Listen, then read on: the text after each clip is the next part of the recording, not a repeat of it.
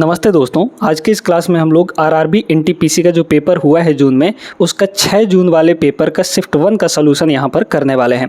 बहुत अच्छे तरीके से सारे सवालों को हम लोग करेंगे बेहतरीन ट्रिक के साथ, और ये सारे सवाल आपके जो अंडर ग्रेजुएट लेवल वाला पेपर अभी अगस्त में होने वाला है उसके लिए महत्वपूर्ण है। तो इन क्लासेस को ज़रूर अच्छे से करिएगा। पहला जो सवाल दिया है ये क्वाड्रेटिक इक्वेशन का है। बहुत आसान सा प्रश्न है, इसको आप लोग ऑप्शन से भी लगा सकते हैं।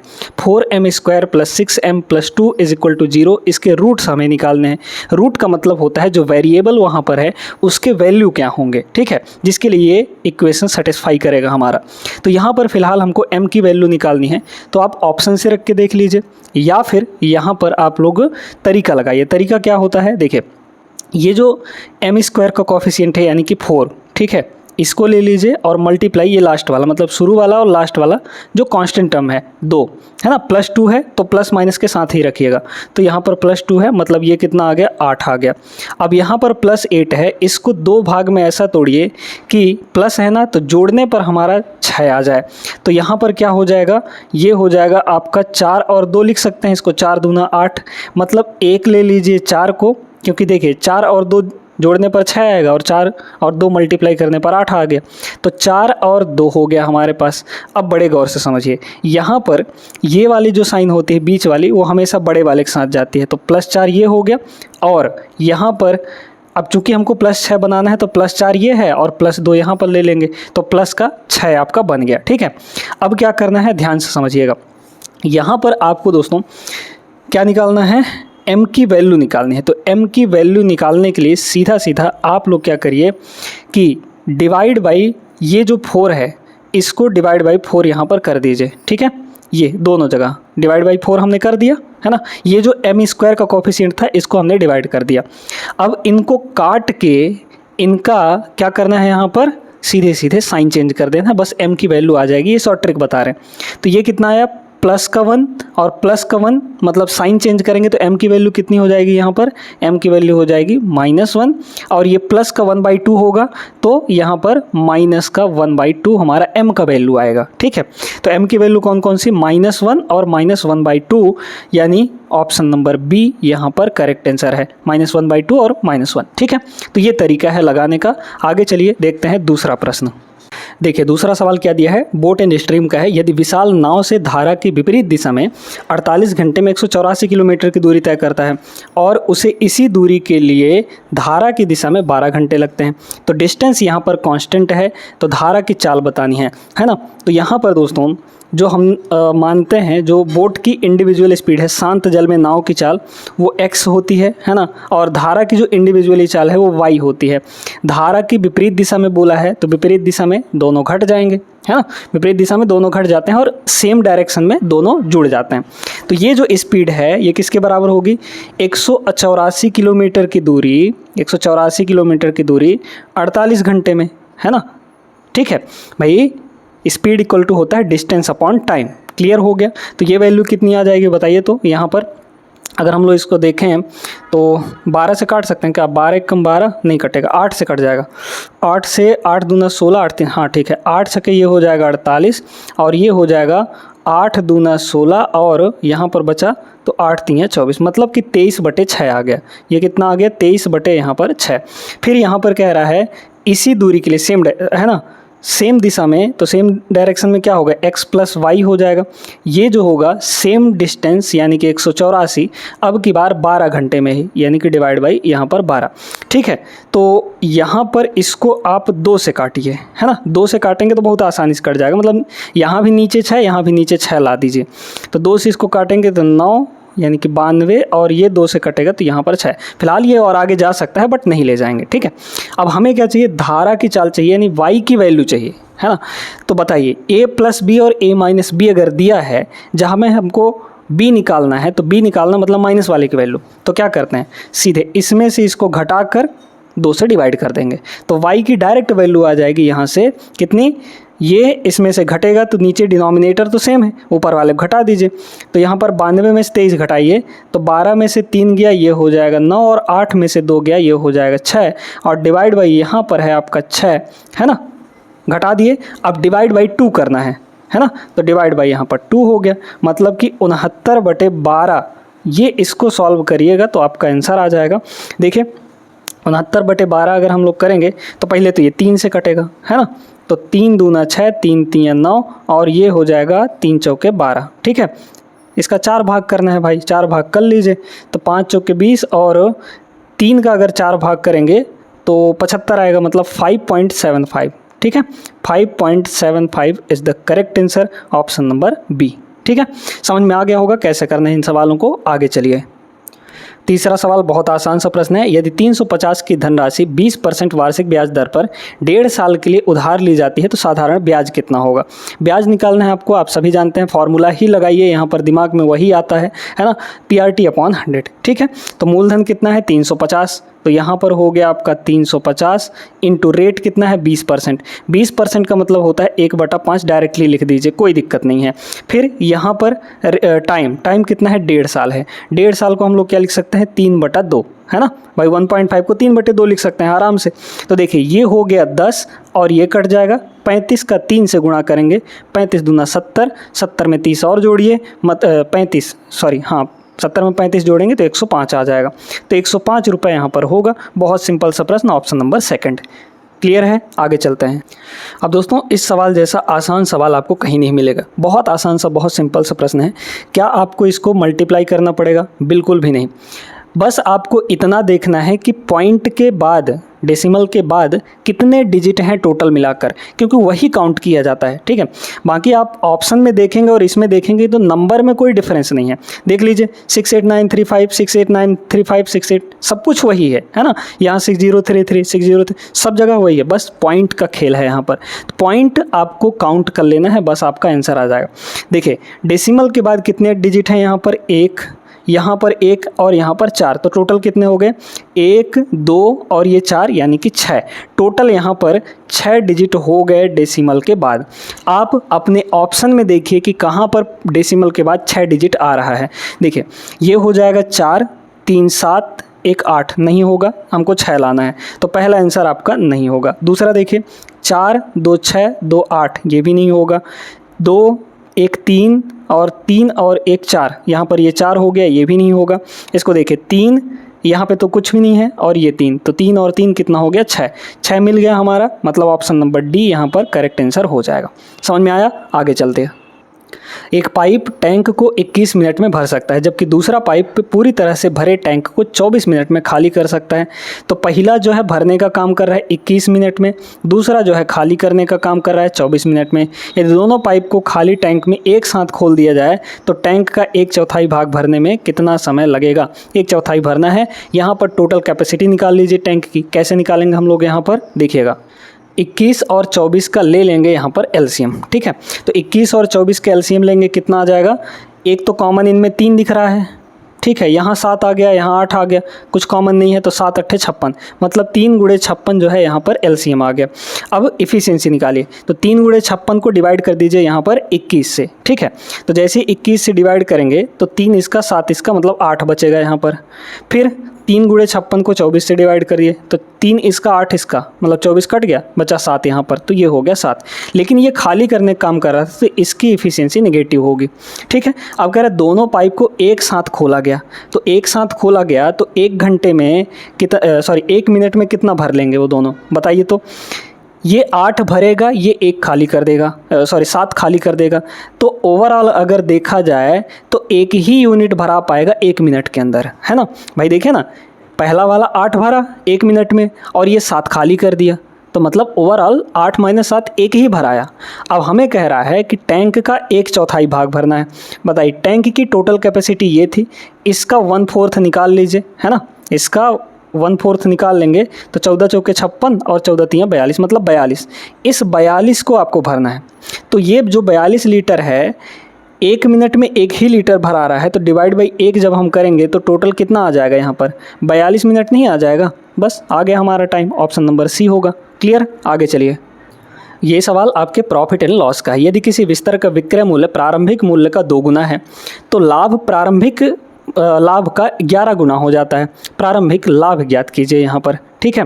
क्या हो रहा है कि विक्रय मूल्य यहाँ पर डबल हो रहा है, और जैसे ही विक्रय मूल्य डबल कर रहे हैं तो लाभ जो है 11 गुना हो रहा है। तो देखिए यहाँ पर विक्रय मूल्य हम लोग मान लेते हैं कि इनिशियल विक्रय मूल्य SP है, सेलिंग प्राइस, ठीक है, और इनिशियल प्रॉफिट कितना है, P के बराबर। जैसे ही हम इसको डबल किए, क्या किए यहाँ पर, डबल किए, डबल का मतलब यहाँ पर देख लीजिए कितना 2 है ना, 2 SP कर दिए, तो ये लाभ कितना हो जाएगा, प्रॉफिट 11 गुना हो जाएगा इसका, है ना, 11 इंटू P हो जाएगा, 11P हो गया। अब यहाँ देखिए कि हमने, देखिए जो आपका कॉस्ट प्राइस होता है वो तो फिक्स होता है ना, जैसे जैसे हम सेलिंग प्राइस बढ़ाएंगे उसी हिसाब से हमारा प्रॉफिट भी बढ़ेगा। अब यहाँ पर सेलिंग प्राइस कितना बढ़ गया, पहले SP था, फिर यहाँ पर 2 SP हो गया, यानी कि 1 SP प्लस हुआ है ना, 1 SP यहाँ पर प्लस हुआ है, ठीक है। तो इसके प्लस होने की वजह से यहाँ पर प्रॉफिट कितना प्लस हो गया बताइए, यहाँ P था, यहाँ 11P हो गया, यानी कि प्लस का 10P हो गया, ठीक है। बस इन्हीं दोनों को तो बराबर करना था आपको, है ना। तो ये 1 SP जो है, 1 सेलिंग प्राइस ये किसके बराबर होगा, 10 प्रॉफिट के बराबर हो जाएगा। बस इतना ही काम आपको करना था। तो यहाँ से देखिए कि selling price divide by P को इधर ले आइए, यानी कि प्रॉफिट इज इक्वल टू कितना हो गया, 10/1, है ना। तो 10 में बेचा 1 का प्रॉफिट लेके, यानी कि कॉस्ट प्राइस कितना होगा बताइए, तो कॉस्ट प्राइस होता है सेलिंग प्राइस माइनस प्रॉफिट, तो कितना आ जाएगा 10 - 1 यानी कि 9। कॉस्ट प्राइस हमारा 9 आ गया।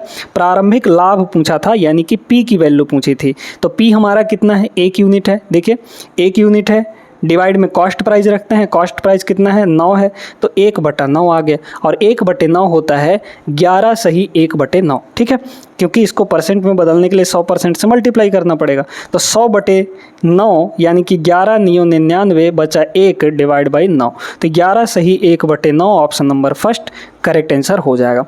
बहुत बढ़िया सवाल था, आगे चलिएगा देखिएगा। इस सवाल को देखिए, सिंपल सा एकदम सवाल है। एक आदमी को 21 घंटे में 387 किलोमीटर की दूरी तय करनी है। यदि वह इस दूरी का 2/3 भाग 5/7 समय में तय करता है तो शेष दूरी को शेष समय में तय करने के लिए उसकी चाल कितनी होगी बताइए। स्पीड इक्वल टू क्या होता है, डिस्टेंस अपॉन टाइम, ठीक है। शेष दूरी निकालिए, बचा कितना दूरी है, देखिए कह रहा है 2/3 हिस्सा चल लिया है, ठीक है। तो अगर हम कहें कि 2/3 वो चला है, 2/3 चला है, तो बचा कितना होगा, मतलब 3 में से 2 चल लिया है, तो बचा कितना होगा 1, यानी 1/3 हिस्सा बचा हुआ है ना, दूरी चलने के लिए, इतना दूरी चलने के लिए बचा हुआ है, ठीक है। और टाइम के बारे में, ये तो डिस्टेंस हो गया हमारा। टाइम के बारे में अगर बात किया जाए तो टाइम देखिए 5/7 समय में वो तय कर लिया है, जो ये वाली दूरी थी 2/3, है ना। तो 5/7 समय में अगर तय किया है, मतलब टोटल 7 में से 5 हिस्सा यहाँ ले लिया, तो शेष समय कितना बचा है, 2/7, है ना। 7 - 5 करेंगे 2, इस 2/7 समय के लिए देखना है हमको, है ना। तो देखिए डिस्टेंस कितना है हमारा, टोटल डिस्टेंस 387 किलोमीटर, इसका कितना चलना है यहाँ पर 1/3, तो ये हो गया डिस्टेंस, है ना। शेष जो दूरी बची हुई थी उसकी बात कर रहे हैं। डिस्टेंस अपॉन टाइम, टाइम देखिए टोटल टाइम कितना था यहाँ पर 21 था, इसका 2/7 यहाँ पर तय करना है, तो 2/7 यहाँ पर आ गया। 7 से ये कटेगा 3 बार में, और 3 से इसको काट लीजिए, है ना, 3 से इसको हम लोग काट लेंगे, या फिर नीचे हो जाएगा 6 6 3 18, 18 से ये डायरेक्ट कट जाता है वैसे, पर कोई बात नहीं, काट देते हैं, चलिए, है ना। देखिए तो या तो फिर 9 से काट दीजिए, है ना, क्योंकि ये 3 नीचे आएगा तो 9 हो जाएगा, तो ये 3 और ये 3, इसको 9 से काटिए, 9 चौके 36, फिर बचा 2, तो 9 3 27, मतलब 43 का आधा करना है, और 43 का आधा 21.5 होगा। 21.5 is the correct answer, option number C होगा। क्लियर, आगे चलते हैं। सीधा सा प्रश्न है ये, बहुत आसान सा, बस घुमा के आपको दिया गया है। एक बुक शेल्फ का अंकित मूल्य 3100 रुपये है, जो क्रय मूल्य से 25% अधिक है। इसे अंकित मूल्य पर 12% की छूट पर बेचा जाता है, तो लाभ परसेंटेज कितना होगा। बहुत आसान सा है दोस्तों, आप सभी जानते हैं कि यहाँ पर एक फॉर्मूला होता है, उससे भी आप लोग लगा सकते हैं, है ना। क्या होता है, CP से जो MP का रेशियो होता है, मतलब CP/MP is equal to 100 - D/100 + P होता है, उससे लगा लेंगे, है ना। डिस्काउंट आपको दिया गया है, CP और MP का रेशियो निकल जाएगा, कहाँ से, इस वाले में से। लेकिन वैसे करेंगे तो थोड़ा सा ज़्यादा समय लगेगा, ज़्यादा नहीं, बस थोड़ा सा फॉर्मूला लिखने में, है ना। अब इसको देखिए करेंगे कैसे। क्या कह रहा है कि अंकित मूल्य जो ये जो 31 रुपये है, क्रय मूल्य से 25% अधिक है, तो CP जो है हम लोग यहाँ पर 100 रुपये मान लेते हैं, है ना, मान लेते हैं कि हमारा क्रय मूल्य 100 रुपये है। तो जो मार्क्ड प्राइस होगा यानी अंकित मूल्य होगा इससे 25% अधिक कह रहा है, तो 100 का 25% बढ़ाएंगे तो 125 बन जाएगा। परसेंटेज में बढ़ा रहे हैं तो डायरेक्टली बढ़ा सकते हैं। इसे अंकित मूल्य पर 12% की छूट पर बेचा गया। यहाँ पर कह रहा है कि अंकित मूल्य पर, अंकित मूल्य का मतलब यहाँ पर मार्क्ड प्राइस, ठीक है। तो बताइए अंकित मूल्य हमारा 125 रुपये है ना, इसमें 12% की अगर छूट दे दें तो मतलब बचेगा कितना यहाँ पर, सेल कितने में होगा 88% में, 100% माइनस 12%। कोई भी चीज़ अपने आप में 100% होती है, मतलब ये जो 125 है ये अपने आप में 100% है, ठीक है। तो इस पे 12% अगर छूट दे दिए तो यहाँ पर जो सेल होगा वो कितने में होगा, 125 का सिर्फ और सिर्फ 88% में, 88% मतलब डिवाइड बाई यहाँ पर 100। क्लियर हो गया। अच्छा काट लीजिए, इसको काटेंगे तो 25 चौके ये हो जाएगा 100 और 25 पंचे 125, 4 से ये आपका कट जाएगा, कितना हो जाएगा यहाँ पर, 4 से काटेंगे तो 22 चौक 88 है ना, तो 22 पंचे यहाँ पर 110 हो गया, 110। तो सीपी आपका 100 है, आपको लाभ पूछा था ना, सीपी आपका 100 है और सेल कितने में कर रहा है 110 में, मतलब 10 का प्रॉफिट कमा रहा है, किस पर, 100 पर, है ना। सीपी हमारा 100 है, परसेंट में चेंज करेंगे मतलब 100 पर 10 यानी कि यही परसेंटेज होगा आपका, मतलब सीधे सीधे हमारा 10% आ जाएगा, है ना। तो 10% की प्रॉफिट होगी, ऑप्शन नंबर सी। बाकी उस फार्मूले से भी लगा सकते हैं, फार्मूला यहाँ पर लिख देते हैं। फार्मूला क्या होता है, सीपी से एमपी का जो रेशियो है यानी कि CP upon MP is equal to 100 minus D यानी डिस्काउंट अपॉन 100 प्लस पी, है ना, यानी कि प्रॉफिट। तो ये दिया है, ये दिया है, आप इसको देख लेंगे और इसको देख लेंगे, ठीक है। तो सीधे सीधे सीपी आपका 100 हो जाएगा, एमपी आपका 125 हो जाएगा, तो 100/125 और इधर है 100 माइनस डी, डी का मतलब 12, तो सेम चीज़ वही चीज़ फिर से यहाँ पर आ जाएगा। क्लियर है, आगे बढ़िए। आइए इस सवाल को देखते हैं। ये जो अंतर वाला सवाल है ये हर एक शिफ्ट में देखने को आपको मिला है, 2 साल के चक्रवृद्धि ब्याज और साधारण ब्याज के बीच का अंतर। तो हम आप सभी को बताए थे, यहाँ पर जितने भी शिफ्ट अभी तक करा चुके हैं उनमें सभी में ये प्रश्न आया हुआ है इस टाइप का। तो उनमें हमने आपको बताया था कि जो 2 साल का होता है, अगर देखा जाए चक्रवृद्धि ब्याज के बारे में, तो 2 और 1 होता है ना, 2 और 1 का रेशियो होता है। अब इस शुरू वाले को छोड़कर बाकी जितने भी बचते हैं वो हमारे CI और SI का अंतर होता है। तो ये जो 1 यूनिट है यही हमारा CI और SI का अंतर होगा। अब सुनते जाइए कैसे करना है। यहाँ पर कह रहा है 2 साल के लिए 4% है ना। हम लोग अपना जो कॉस्ट प्राइस है उसको 100% मान लेते हैं, उसको 100 रुपये मान लेते हैं। तो पहले साल इस पे ब्याज बना 4% का, तो 100 का 4% निकालिए, 100 का अगर 4% निकालेंगे तो 4 ही होगा, 100 का 4% 4 हो जाएगा, है ना। 100 का 4% 4 होगा। अब अगले साल इसका भी 4% निकलेगा, तो 4 का 4% यानी कितना हो गया, ये 16/100 हो गया, 16 यहाँ पर 100 हो गया। अब 1 का मल्टीप्लाई 16/100 में अगर हम लोग करेंगे, क्योंकि ये इधर मल्टीप्लाई होगा और ये इसके साथ, तो ये कितना हो जाएगा 16/100 ही हो जाएगा। मतलब सीधे सीधे हमारा यहाँ पर 0.16 यूनिट जो है ये हमारा CI SI का अंतर होगा। अब देखिए चूँकि यहाँ पर आप सभी जानते हैं कि 100 की वैल्यू 177 होगी, है ना, ये वाली, यहाँ पर 16 दिया है दोस्तों। तो बताइए यहाँ पर ये जो 17700 है ये कॉस्ट प्राइस की वैल्यू है और कॉस्ट प्राइस यहाँ पर 100 है। तो 1 की वैल्यू आ गई, हमें किसकी वैल्यू चाहिए, इसकी वैल्यू, क्योंकि यही अंतर है हमारा। तो 16/100 की यहाँ पर वैल्यू चाहिए। बस काटा पीटी कर लीजिए, काटा पीटी नहीं आता है तो डिविजिबिलिटी रूल लगा लीजिए, है ना। डिविजिबिलिटी रूल से आराम से आ जाएगा यहाँ पर। 7 6 13, 13 और 4 17, है ना। ठीक है, चलिए देखते हैं यहाँ पर। अगर यहाँ पे हम लोग कुछ तरीका लगाएं डिविजिबिलिटी रूल का, है ना। डिविजिबिलिटी रूल का अगर देखा जाए तो 16 का मल्टीपल होगा, मतलब 16 से कोई कटने वाला नंबर होगा, है ना। तो जब 16 से कटने वाला नंबर होगा, या फिर मल्टीप्लाई न कर लीजिए भाई, लास्ट में तो अलग अलग ही हैं। देखिए यहाँ 62 है, यहाँ 12 है, यहाँ 32 है, यहाँ 42 है, सीधे मल्टीप्लाई करिए। 16 सत्ते कितना हो जाएगा 112 का 2 हासिल बचा 11, फिर 16 सत्ते 112, 12 और 11, 12 और 11 123 आ जाएगा, मतलब 3 हो गया। तो लास्ट में 32 आएगा। 32 कहाँ है, ऑप्शन नंबर सी में, टिक करिए, आगे बढ़िए, है ना। सिंपल सा प्रश्न था, आगे चलिए। ये सवाल है मेंसुरेशन का। एक आयताकार मैदान की भुजाएं 169 मीटर और 154 मीटर है। इसका क्षेत्रफल एक वृत्ताकार मैदान के क्षेत्रफल के बराबर है। वृत्ताकार मैदान की परिधि क्या होगी, परिधि का मतलब होता है यहाँ पर सरकमफेरेंस, ठीक है, 2πr। 2 पाई आर, यानी कि यहाँ पर हम लोग देख सकते हैं, इसमें लगा सकते हैं दोस्तों हम लोग, बड़े ध्यान से समझिए, वृत्ताकार मैदान की परिधि बोला है ना, तो इसको डायरेक्ट तरीके से हम लोग करते हैं। डायरेक्ट तरीके से कैसे, ध्यान से सुनते जाइएगा यहाँ पर, है ना।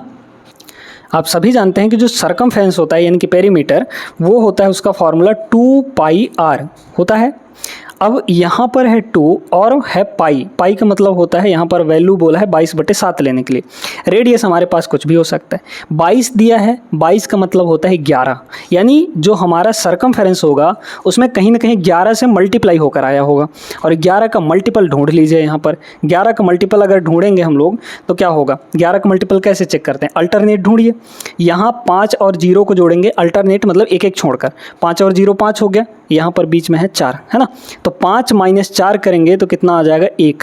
क्या 1 11 से कटता है, नहीं कटता, तो ये वाला नहीं होगा आपका आंसर, ठीक है, पहला नहीं हुआ। यहाँ देखिए 5 5 10, 10 में से 2 घटाएंगे 8 आ जाएगा, 8 भी 11 से नहीं कटता, ये भी आंसर नहीं होगा।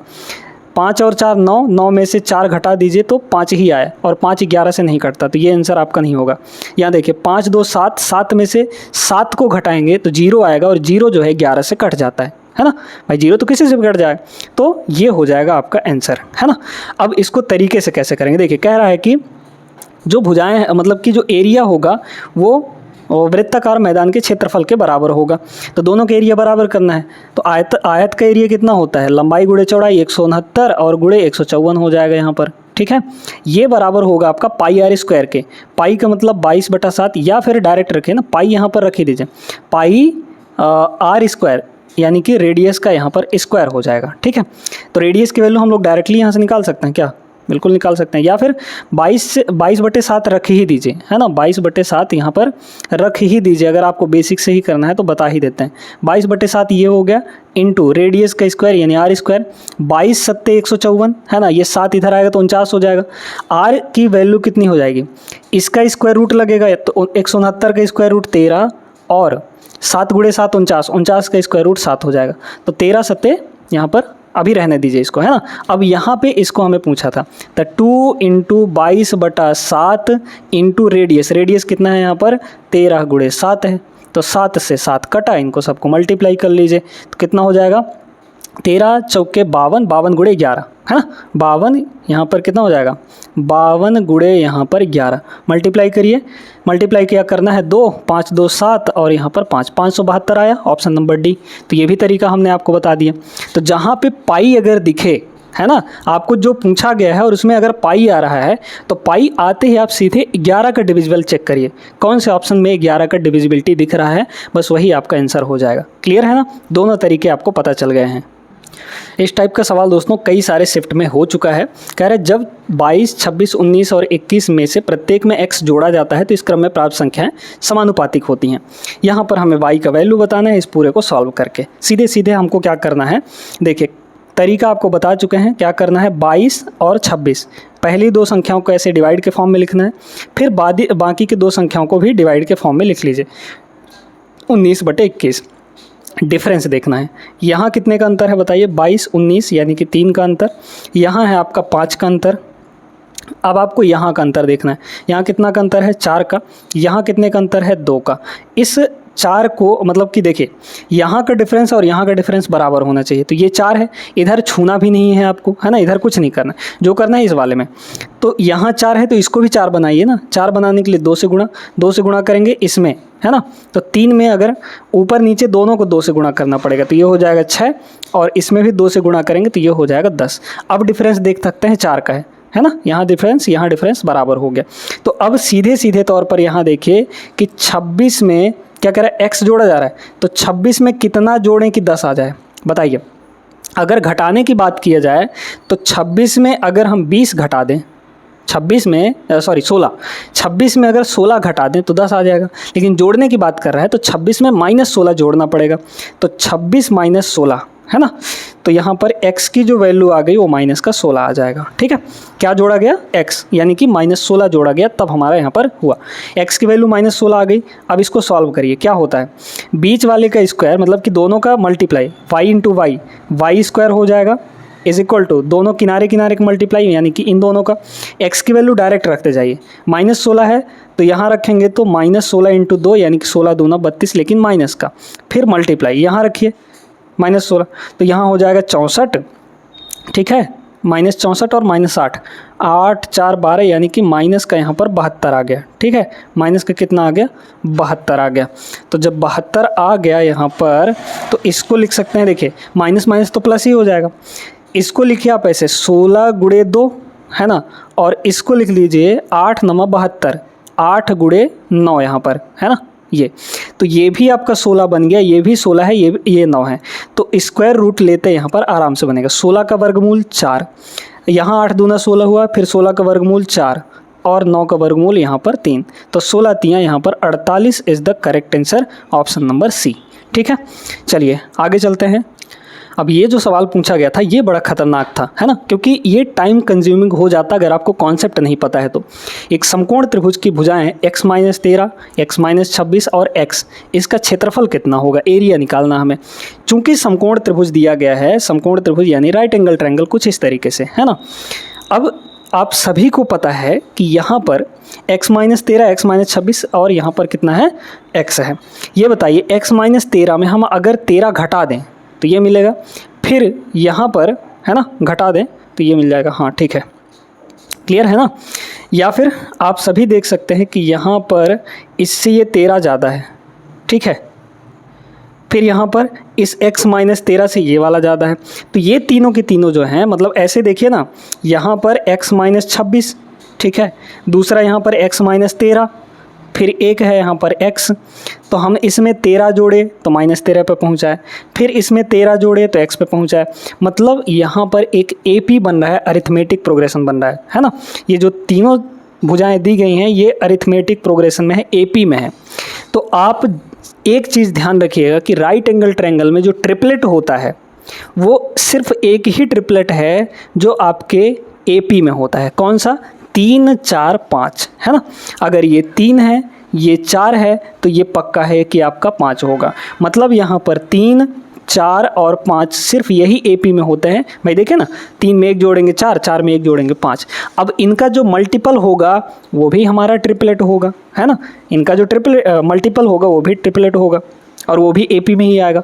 तो क्या करेंगे, यहाँ पर 13 13 का डिफरेंस है ना, तो सब में 13 से मल्टीप्लाई कर दीजिए।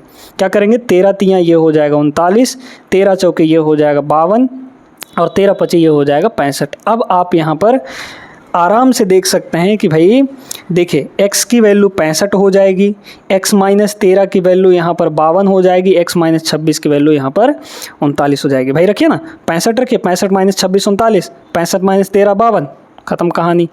तो ये आ गया हमारा एक ठो 65, और इधर इसको थोड़ा देखिएगा, है ना, ये वाला कुछ ऐसे हो जाएगा, यहाँ पर ये 65 हो जाएगा, ये आपका 52 हो गया और ये आपका 39 हो गया, है ना। अब इसका एरिया निकालना है, तो एरिया होता है half into base into height, तो 1/2 बेस कितना 52 इंटू हाइट, हाइट यहाँ पर 39 है, तो आ गया आंसर।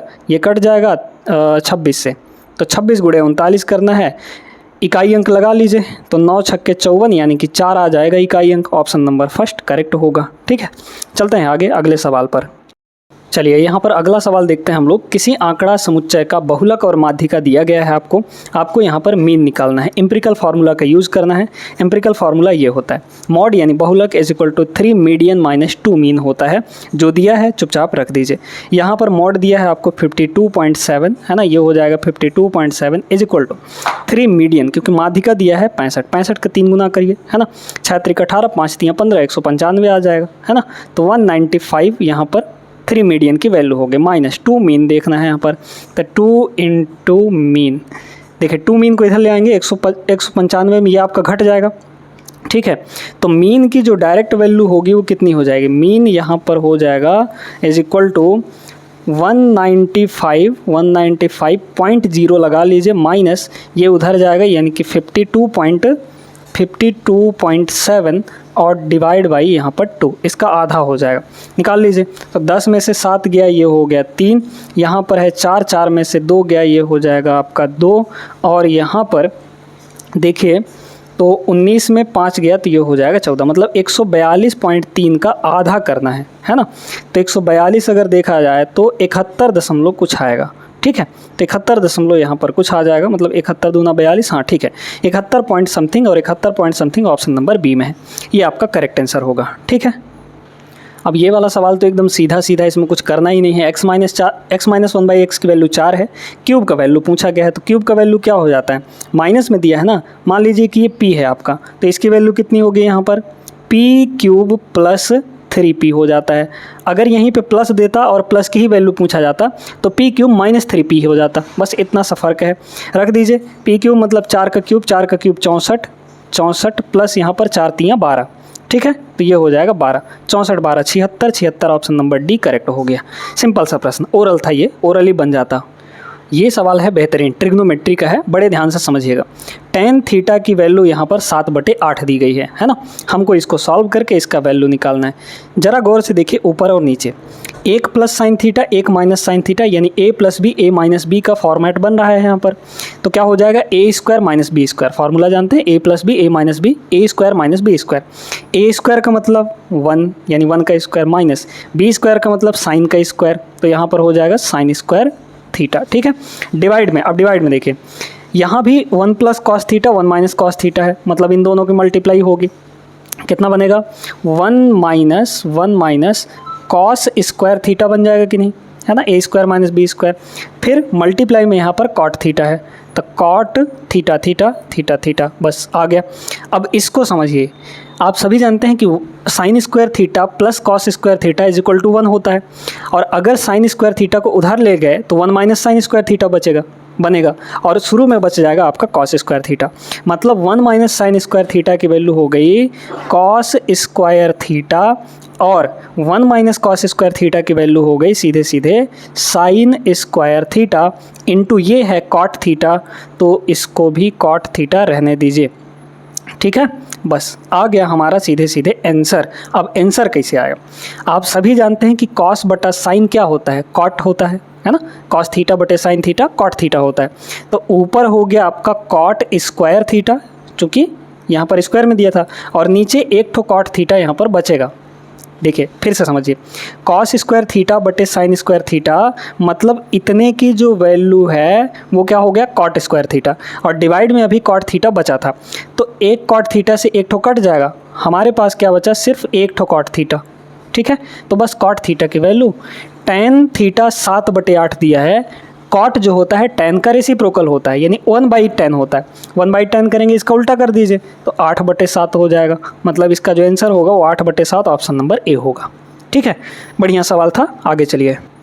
अब इस सवाल में क्या दिया है देखिएगा, एक समलंब चतुर्भुज जिसमें बी सी और ए डी जो है वो समांतर हैं तथा ए सी और सी डी यहाँ पर बराबर है। यदि एंगल ए बी सी इतना दिया है और एंगल बी ए सी इतना है तो एंगल ए सी डी का माप कितना होगा। समांतर चतुर्भुज है, मतलब दो साइड यहाँ पर समांतर होंगे, है ना, बी सी और ए डी। इस तरीके से ये हम लोग बना लेते हैं, ये है ना, ये समलंब चतुर्भुज है, ठीक है, समलंब चतुर्भुज यानी कि ट्रपेजियम ये दिया गया है। फिर इसमें कह रहा है भैया कि ए डी और बी सी, तो ए यहाँ मान लेते हैं, ये हो गया ए, ये हो गया बी नहीं, ये हो जाएगा डी, तो ये जब डी हो जाएगा तो ये बी होगा और ये सी होगा, तो बी सी और ए डी ये दोनों समांतर हो गए, इनको दोनों को जोड़ लीजिए यहाँ पर इस तरीके से। और यहाँ पर कह रहा है ए सी जो है सी डी के बराबर है, सी डी, अच्छा यहाँ पर हालांकि ये तो बराबर है नहीं वैसे, तो ये कितना हो जाएगा यहाँ पर, ए सी और सी डी बराबर है ना, थोड़ा डायग्राम अच्छे से बनाते हैं, ठीक है, ताकि ये दोनों बराबर हो सके हमारे, है ना।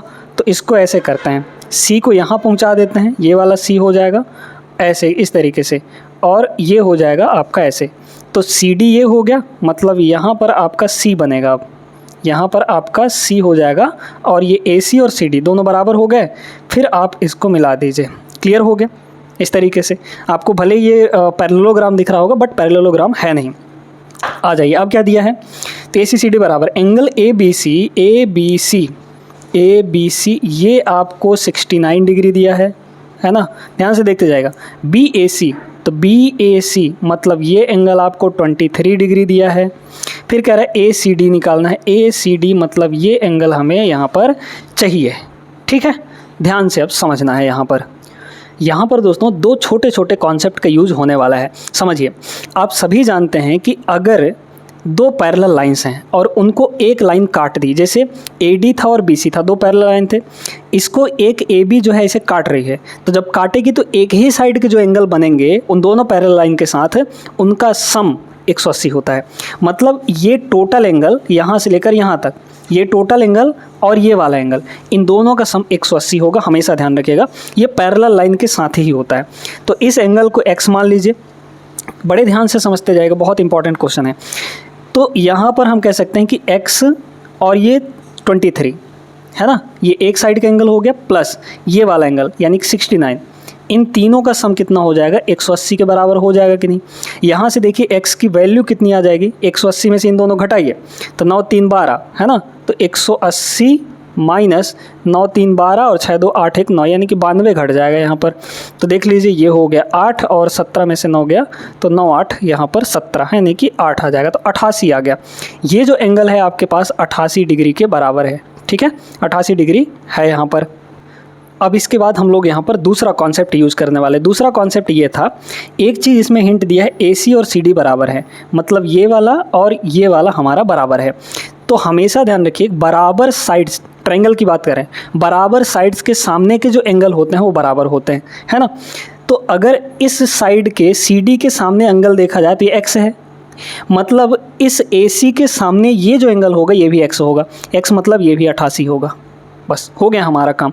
अब हमें ये चाहिए ना, तो त्रिभुज के तीनों कोणों का योग कितना होता है, 180 होता है। तो देख लीजिए 88 और 88 कितना हो जाएगा, 8 दूना 16, 176 हो जाएगा। तो ये है 176, ये कितना होना चाहिए, 4। बस हो गया हमारा 180 सबका आ गया, है ना। तो 4 degree option number C correct हो जाएगा। तो दो कॉन्सेप्ट, दो महत्वपूर्ण कॉन्सेप्ट यहाँ पर लगने थे। आगे चलिए क्वेश्चन नंबर 17 पर। एवरेज का बड़ा सिंपल सा ही सवाल है। 10 प्रेक्षणों का औसत 40 है। बाद में पता चला कि एक प्रेक्षण को 50 के स्थान पर गलती से 33 पढ़ लिया गया है। पढ़ा कितना गया है यहाँ पर 33, जबकि सही वाला क्या है यहाँ पर 50 है।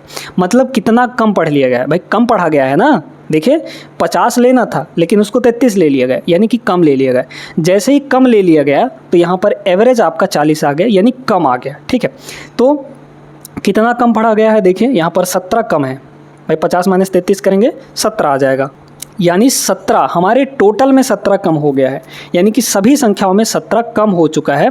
तो चूंकि 10 प्रेक्षण दिए थे तो 10 प्रेक्षणों में से एक एक में कितना कम होगा, मतलब एवरेज में कितना कम हो गया होगा। तो एवरेज में कितना कम हो गया, डिवाइड बाई 10 करेंगे तो 1.7 है ना, 1.7 कम होके यहाँ पर 40 आया है, हमको सही निकालना है। तो इस 40 में जो कमी हुआ है उसको जोड़ दीजिए, यानी कि 1.7 जुड़ जाएगा, यहाँ पर 41.7 आ गया। तो ये वाला आपका करेक्ट हो जाएगा, ठीक है। तो 41.7 ऑप्शन नंबर डी। आगे चलिए, ये सवाल देखिए, ए और बी किसी काम को क्रमशः 25 और 18 दिन में पूरा कर सकते हैं। ए अकेले 4 दिन में काम करता है और फिर काम छोड़ देता है शेष काम को पूरा करने के लिए। बी को कितने दिन लगेंगे, बहुत सिंपल सा प्रश्न, ऐसे कई सारे शिफ्ट में पूछे गए हैं आपके। तो ए जो है 25 दिन में करता है ना, ध्यान से देखते जाइए, 25 दिन में। बी जो है 18 दिन में करता है, 25 18 कैल्शियम ले लेंगे, है ना।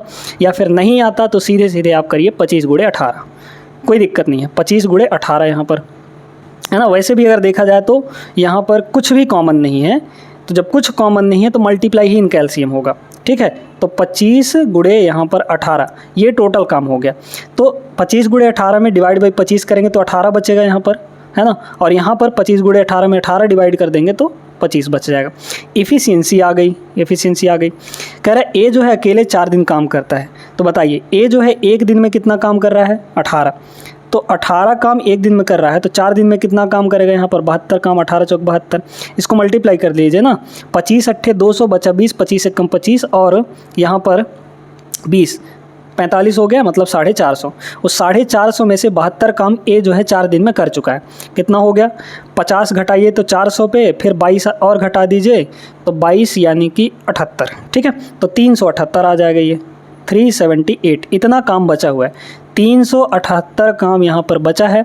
अब कौन करेगा इसको, बी अकेले करेगा। तो बी अच्छा शेष काम पूरा करने के लिए, हाँ ठीक है, तो ए छोड़ दिया है, अब बी काम करेगा। तो बी एक दिन में कितना काम कर रहा है, 25 काम, डिवाइड बाई यहाँ पर 25 कर दीजिए, है ना।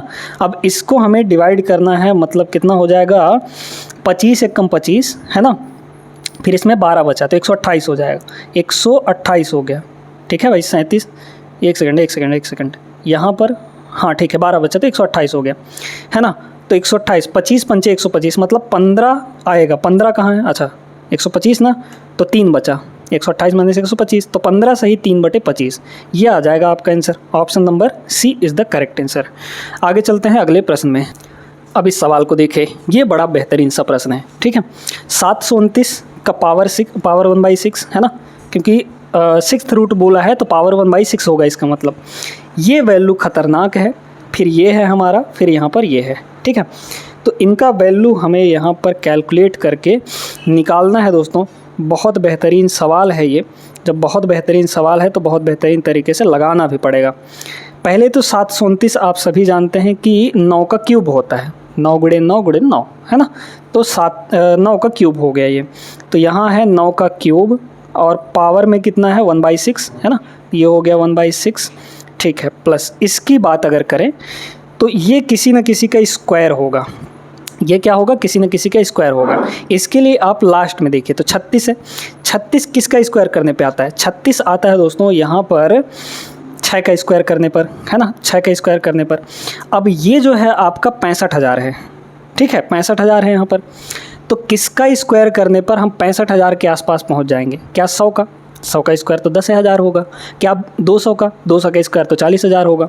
अगर हम 250 ले लें, 250 का स्क्वायर, है ना, तो 250 का मतलब क्या हुआ, 250, तो 250 का स्क्वायर करेंगे तो कितना हो जाएगा, 25 का स्क्वायर 625, है ना, 625, मतलब 62,500 के आसपास पहुंच जाएंगे हम, यानी 65,000 पहुंच गए। तो सीधे सीधे यहाँ 6 है ना, तो इसमें 6 जोड़ दीजिए, मतलब 256, ये जो है किसका स्क्वायर है, 256 का स्क्वायर है दोस्तों, ये जो है 256 का स्क्वायर है। एक सेकंड, इसको ऐसे लिखते हैं, 256 का स्क्वायर ये हो गया, और इसके पावर में 1/4 होगा, क्योंकि यहाँ 4 दिया है तो ये पावर में जाएगा तो 1/4 हो जाएगा। अच्छा, ये बात भी समझ में आ गया। अब बात करते हैं हम लोग यहाँ पर इसकी, पहले इसकी बात कर लेते हैं। ये सिंपल सा दिख रहा है, ठीक है, यहाँ 64 है, 64 का मतलब 8 का स्क्वायर यानी कि 8, ठीक है। तो 50 अगर लेंगे, बेस को पकड़िए, 50 को पकड़िए, 100 को पकड़िए, फिर यहाँ पर आप 150, 200, 250 इस तरीके से आपको देखना है ना। अगर 50 ले लें तो 50 का स्क्वायर 2500 हो जाएगा, ये 2500 से कम ही है, तो मतलब 50 से कितना कम होगा, 50 से ये 8 कम हो जाएगा, यानी कि 42। तो ये जो है 42 का स्क्वायर है, या मतलब इसका स्क्वायर रूट कितना आ जाएगा, 42 आ जाएगा, मतलब इसके जगह पे आपका प्लस का 42 हो गया। बाकी को हम लोग यहाँ से हटा देते हैं। अब बात करते हैं इसकी कि ये कितना होगा, है ना, यहाँ पर ये तो हो गया और ये भी हो गया, मतलब ये हो गया 42, ठीक है। एक बार सॉल्व कर लीजिए ना, इसको भी रहने दीजिए, इसकी वैल्यू नहीं पता है तो रहने दीजिए। तो इनको थोड़ा सॉल्व करिए। ये देखिए ये कितना होगा, ये आपका 3/6 मतलब 1/2 हो जाएगा, पावर 1/2, तो 9 की पावर 1/2 का मतलब क्या होता है, 9 का स्क्वायर रूट, यानी कि 3 हो गया, ये सीधे सीधे 3 आया। प्लस इसको देखिए, ये 2/4, क्योंकि अंदर का पावर और बाहर का पावर आपस में मल्टीप्लाई होते हैं, तो 2/4 मतलब 1/2, 1/2 का मतलब स्क्वायर रूट, ठीक है, स्क्वायर रूट, पावर 1/2 का मतलब स्क्वायर रूट होता है। तो 256 का स्क्वायर रूट कितना हो गया, 16 हो गया। फिर यहाँ पर नहीं पता हमको क्या होगा, फिर यहाँ पर है 42।